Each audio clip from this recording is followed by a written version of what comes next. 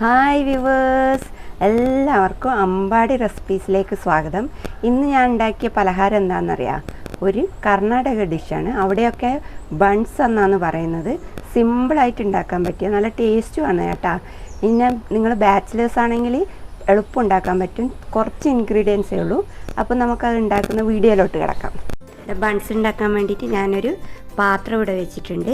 പിന്നെ ഇതിൽ കാണിക്കുന്ന ഗ്ലാസ്സില്ലേ, ആ ഗ്ലാസിൻ്റെ പകുതി ഗോതമ്പൊടി എടുത്തിട്ടുണ്ട്. നിങ്ങൾക്ക് കാണാം ഇതിൻ്റെ അകത്ത് പകുതി ഗോതമ്പൊടി. ഞാൻ ഈ ഗ്ലാസിൻ്റെ അളവിലാണ് എടുക്കുന്നത്.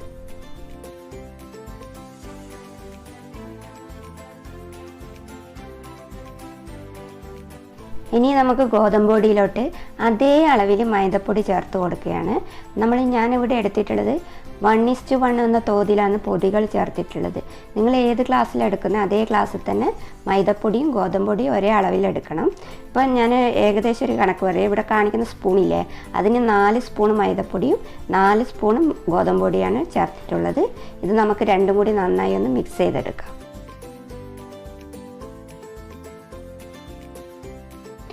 ഇനി നമുക്ക് വേണ്ടത് പൂവമ്പഴമാണ്. അത് ഞാൻ മിക്സിയിലിട്ട് അരക്കാൻ പോകുന്നതാണ്. ഇതിലേക്ക് 9 പൂവമ്പഴം ഞാൻ എടുത്തിട്ടുണ്ട്. ഞാൻ മിക്സിയിലെ ജാറിലോട്ട് തൊലി കളഞ്ഞ് പഴങ്ങൾ ഇട്ട് കൊടുക്കുകയാണ്. ഇതിൽ വെള്ളമില്ലാണ്ട് നമ്മൾ അരച്ചെടുക്കണം. ഈ പഴത്തിലാണ് നമ്മൾ മാവ് കുഴച്ചെടുക്കുന്നത്. ഞാനിതാ 9ാമത്തെ പഴം കൂടി ഇടുന്നതാണ്. ഇനി നമുക്ക് ഷടേന്ന് അരച്ച് വരാം.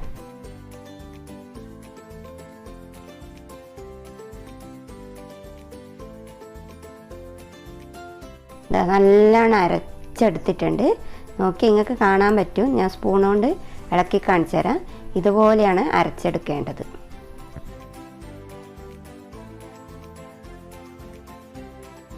ഇനി നമ്മൾ നേരത്തെ എടുത്ത് വെച്ചിട്ടില്ലേ, മിക്സ് ചെയ്ത് വെച്ച ഗോതമ്പൊടിയും മൈദപ്പൊടിയും അതിലോട്ട് ഒരു 1/4 ടീസ്പൂൺ ഏലക്കപ്പൊടി ചേർത്ത് കൊടുക്കുന്നു.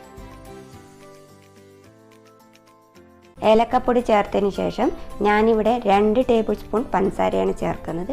നിങ്ങൾക്കിപ്പോൾ മധുരം കൂടുതൽ വേണമെങ്കിൽ അതിനനുസരിച്ച് അളവ് കൂട്ടാം. ഞാനിവിടെ കാണിച്ചിട്ടുള്ള സ്പൂണിന് 2 ടേബിൾ സ്പൂൺ പഞ്ചസാരയാണ് ചേർത്തത്.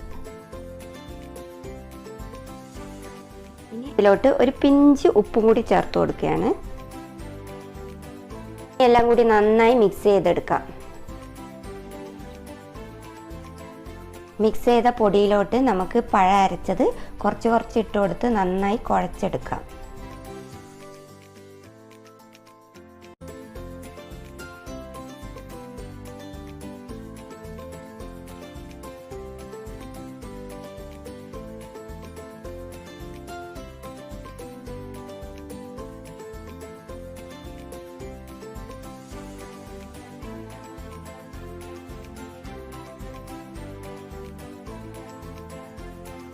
കുറച്ച് കുഴച്ചെടുത്ത മാവിലോട്ട് ഞാൻ 2 ടീസ്പൂൺ നെയ്യ് ചേർത്ത് കൊടുക്കുകയാണ്.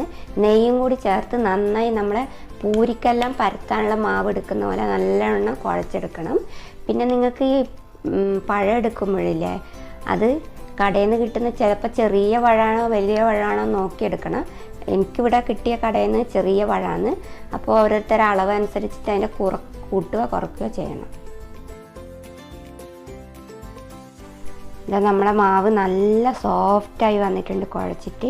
നിങ്ങൾക്ക് കാണാൻ പറ്റുന്നില്ല, കൈകൊണ്ട് നന്നായി കുഴച്ചെടുത്തിട്ടുണ്ട്.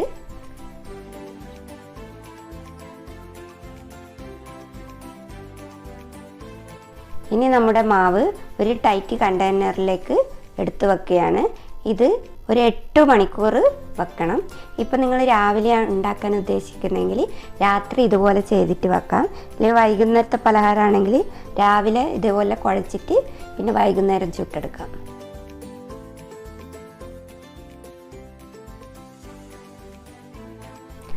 എട്ട് മണിക്കൂർ കഴിഞ്ഞ് നമുക്ക് പാത്രം തുറന്ന് നോക്കാം.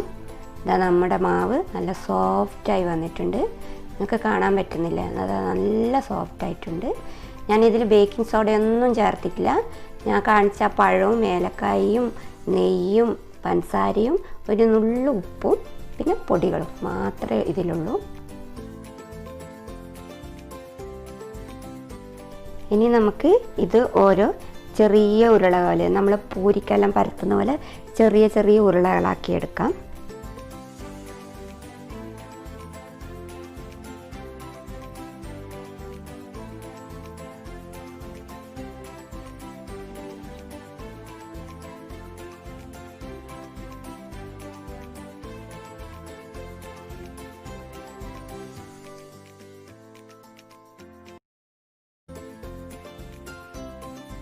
കണ്ട നമ്മൾ ഓരോ ഉരുളകളാക്കി എടുത്തു കഴിഞ്ഞു.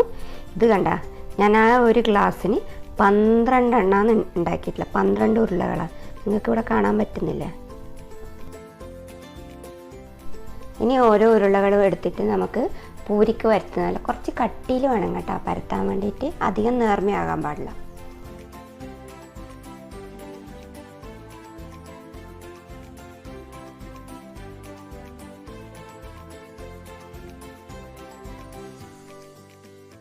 നേരത്തെ കാണിച്ച പോലെ ഓരോ ഉരുളകളും ഞാനിത് പരത്തി എടുത്തു വെച്ചിട്ടുണ്ട്.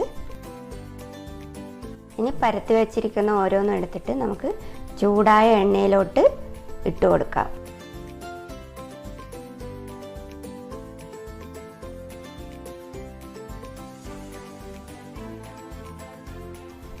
കണ്ട നന്നായി പൊന്തി വന്നത് കണ്ട ഇതുപോലെ നമ്മൾ ഓരോന്നും വറുത്തെടുക്കണം.